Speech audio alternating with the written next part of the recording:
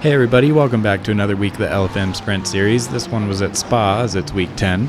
Those of you that tuned into the last video will know this is only my second week out of the rookie level, and while technically this one went better, there are still going to be some rough moments, while also some good ones. But anyways, let's see what happened this week. For the first sprint we're going to show here, the best I was able to do was about a 2:18.98, which was only good enough by race time to put me in about P21, so starting from the back once again. Alright, I've had my morning coffee. Hopefully this one will go a little bit better than yesterday. We'll see. Yep, so spoiler alert, this was actually my second race of the week. Took place on Wednesday morning. We'll get to that first race later, but for now we can see we're taking it really cautiously through Eau Rouge, making sure not to make contact with anybody. Everyone else is taking it pretty cautiously as well. As we come up to Lake Holm for the first time though, there is going to be an incident up here involving a BMW and a McLaren. They'll be off to the left as we come out of the exit, but that'll give us two free positions up into P18 for now. Meanwhile, the Ferrari and I giving each other a lot of space as we go through there, but going through turn 10 I'll end up conceding to them and just kind of falling behind. Now that we seem to have kind of settled into this position, let's take a look at the replay from Lake Holm there. It looks like the McLaren bails as they were afraid they might hit the car ahead or maybe get hit from behind, but as they rejoin the track they're just going to hit the BMW, taking them out, and they're going to get big damage on the wall over there. As the McLaren flips around to rejoin though, the BMW is going to give them a nice love tap on the side, definitely thanking them for that moment, but definitely a tough start to the race for those two. Back to our race though, we're still chilling behind this Ferrari, BMW close behind, but nobody's really trying to be aggressive right now. I can tell that everyone's just simply trying to get through the first lap. So we're going to settle into that energy as well, definitely not being aggressive for now. As we go through turn 15 though, there is going to be a little bit of close call, get really close behind the Ferrari there, had to hit the brake pretty hard, and it spooks me a little bit, so I lose a little bit of pace on the way out. I'm still totally fine with this at the moment though, I don't really lose much ground, and this is still the first lap, so I'd really just want everything to settle. The Ferrari ahead does go side by side with another, and the BMW is having a little bit of a look around me behind. It's making me a little bit nervous for this big braking zone up here going into the final chicane, but everything's actually going to go really smoothly as we come into here. Good respect is shown for everyone's space, and on the exit we are actually going to be able to have a little bit of a look on the inside of the Ferrari, but since we're so narrow we're just not really able to get the acceleration out of the corner. If I was better at the game I'm sure I could make that work. That is going to end up leaving the door open though for the BMW behind us to look on our inside going into turn 1. And it'll be a little wonky, but we'll all survive. A little bit of contact. Not bad. That'll put us back down into P19 for just a moment as we end up passing someone in the pits, but we're going to be behind this BMW for a little while. Going into turn 1 this time though, there is going to be an incident ahead of us involving this BMW. They're going to get on the inside of this McLaren and it's going to spin them right around, and we're going to end up booping each other right on the nose there. There wasn't a whole lot we could do there to try to avoid that, and those of you that watched my last video may recognize that McLaren. It was actually Sergio, and unfortunately I feel like my presence in a race is just a curse for him at this point, so I actually feel really bad about it, even though it technically wasn't my fault. Unfortunately though, that incident is going to put us down a couple places, back down into P20, and we're going to have a little bit of damage on the front, but not much, but we're going to have a really good run on this BMW before we get up to Lake Holm again. Taking a really hard look on the inside as we go into the first part of the turn, but as we go in I'm going to get a little bit loose on this curb, so I'm not quite going to be able to make the move now, so we'll end up being behind them for a little while. I think I might be feeling that front damage.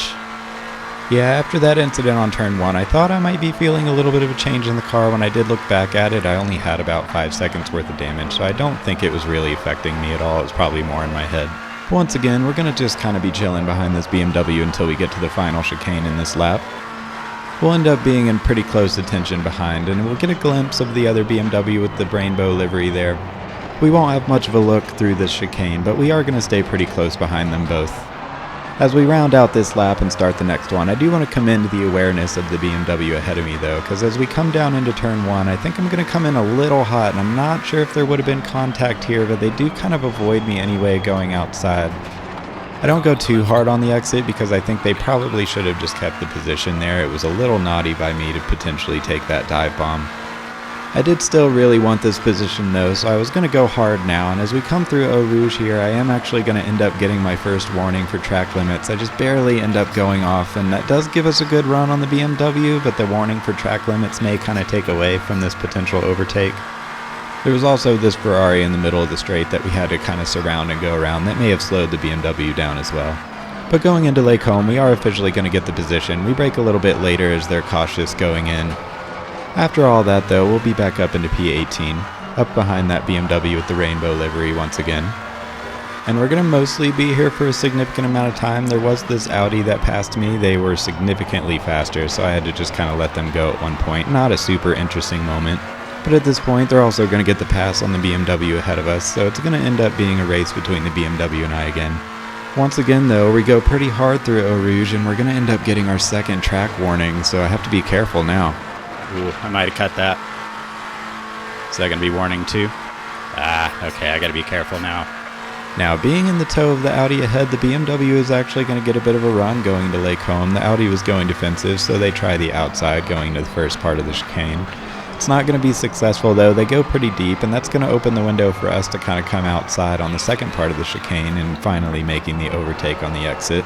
There's also going to be a Porsche on the left throwing it into reverse, trying to get off the racing line, and the Ferrari behind us followed us through as we passed the BMW. Have to go defensive into turn 10, and we're going to stay really close through here. They're going to manage to keep their nose just on the inside for the next turn, so I end up having to concede the position. They were a lot faster anyway, so I didn't really feel bad about this. We're going to be here until the next lap though, and when we go through Eau Rouge, they're actually going to have a really big moment, so we're going to end up getting the pass on them back, so it's unfortunate for them. They were really fast in this split. Just barely clipping the curb on the exit, and it just sent their car into a spin. It does slow us down a little bit, and that rainbow livery BMW from earlier is going to get the run on our inside going into Lake Home. I'm going to do everything I can to try to stay alongside, but as we go through, I'm just not quite going to be able to do it, just trying to avoid all contact there, going a little bit slower than I maybe should have, but having a really good race with this BMW. So even though I've been towards the back, I've been having a lot of fun with this one so far. We'll kind of settle behind them for a little while, but as we get into the next lap, we are in the toe as we go into Eau Rouge, and we're going to end up getting a really good run coming out of here. I think they maybe had to lift. They missed the curb there on the inside, so we have a bit of speed. Going to try to stay in their toe as long as we can, but we'll flip it to the outside on this one as they already had kind of gone defensive. We have a lot of momentum to try to carry us on the outside, and as we come up into Lake Home, we are just going to brake a little bit later and they concede the position to us. So back up into P17 for now, and I felt pretty good about that one. Big gap at this point though to P16, so I just didn't really think there was going to be much more that came out of this race. I'd end up being mostly correct in that fact, but as we skip forward in the race, coming through Lake Home once again, there's going to be a Ferrari off to the left. Someone else had lost it coming through here, and as they rejoin, I actually get really nervous. They kind of came onto the track more than I expected. I get a little loose on the exit. It's going to allow the BMW behind us to gain a little bit of ground back on us, but not a whole lot's going to change. They're going to end up staying back there, and that's going to take us into the end of the race for this one. I'd actually managed to close the gap pretty good on P15 up ahead, but it's just not going to be enough before the end of the race. I think they may have actually gotten in an incident ahead, which might have been why I closed the gap anyway. Their lap at 2:33 here. We'll finish that one in P16 after starting in P21, so happy about that though. Going into the next race that actually occurred on the previous day though, we're going to end up having been faster in this one, setting a 2:18.5, which will be good enough to put us up into P10 for qualifying. Really weird start for us on this one though, as we end up immediately in 11th as this green Porsche ahead was way out of position, immediately getting served a drive-through penalty, just not where they were supposed to be at all on the start really. I'm not sure what was going on there. It wasn't too big of a deal though at the moment. Everybody got through Eau Rouge safely, so I was feeling good about that, this being my first race of the week. I'm not going to fight right now. Yeah, the Porsche behind had a pretty good run on us as we were coming down to Lake Holmes. I didn't really want to fight them immediately. I didn't go defensive, but as we come through, I'm going to manage to be able to keep the position. I think they were trying to be really safe as well. So we'll stay behind the green Porsche, but they have a drive-through, so I know I at least still technically have P10 at the moment. Okay. Maybe we're all right. Further ahead in the lap, I'm trying to kind of pep talk myself into the fact that everything's okay. This was the first race of the week, and I do struggle a lot with nerves still, so just kind of talking myself down. Everything will stay settled for a little while, and while my confidence was rising here, I'm still not going to quite be super comfortable. Ooh, I'm pretty nervous about the last turn, though. There's a really big braking zone in that last turn. Unfortunately, little did I know how catastrophic this one would end up being for me. Ooh, a little loose. Oh no, oh no. Trying to get off. Well, now we'll have to work our way back. Looking back at this one, I got a bit loose coming into the chicane, and on the second part there, it looked like the move might be there for the Porsche. They end up on my inside, and they actually messaged me after the race to say sorry about this, but I'm not entirely sure that this was all their fault. I probably should have left more room there, so I apologize back to them as well. Another nice interaction with an LFM driver, but it is going to put us a bit out of sorts for this race. We do end up getting another position from this Porsche here. I think they had pretty severe damage maybe, because they were going pretty slow, but for the time being that'll put us back up into P20. Naturally, we'll be here for a little bit after that first incident, but as we come into the chicane for a second time, there's going to be another one. Don't rejoin yet? Okay. Oh. Well, what an invincible one this one is. Yeah, I really didn't expect that rejoin, so I ended up kind of taking my normal line. I figured they would go in the gap behind me, but they ended up just kind of running right into me, and honestly, at first, I thought I might have been targeted. It seemed like they accelerated right into me, but they apologized after the race. And I really don't think they would have had any motive to target me, so I really think it was just a mistake. In hindsight, I probably could have left more space on the inside there, but I actually don't think it would have made much of a difference. I think they would have hit me anyway. After that incident and also getting that pass on the Porsche there, we are going to be up into 18th, and coming into the chicane for the next time, the BMW head's going to go deep. Don't do it. Don't do it. Okay.